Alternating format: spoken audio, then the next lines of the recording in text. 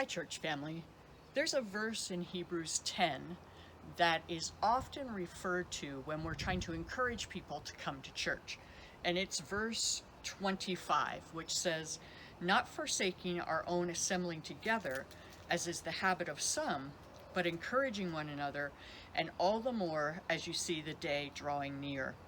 And I know that some people have questioned how we can fulfill this verse when we're not able to go to church. Are we forsaking the assembling together? And I actually don't think we are. I think that there are many ways that we could do the things that are talked about in this verse. Right now we're doing a lot of them electronically, but we can certainly still encourage one another through a variety of means, even if we're not able to meet together on the weekend for services. But I want to encourage you that I think there are some ways to get the most out of the online services. Because some people have said, it's just kind of weird going to church in my jammies, or it's weird sitting and eating breakfast while I'm watching this sermon, or even it's weird being in the chat boxes. It's like you're talking during church. So here are a few suggestions. First of all, I would plan what service you want to go to. There's quite a few that you can choose to. And then make it as if you're going to church. If what you're wearing isn't something you would wear to church, then change. Get dressed as if you were going to church. Try to have your undivided attention on the service. If we're sitting in the worship center, we don't get up to throw a load of laundry in the washing machine or to move clothes from the washer to the dryer. So sort of set that time aside to focus on the service. I would encourage you to sing when we sing.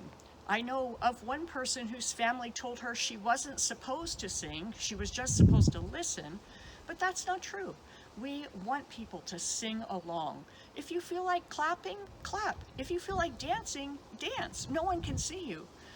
If somebody says something funny, it's okay to laugh, and then if you shoot them an email and tell them you thought they were funny, they'd really probably appreciate it.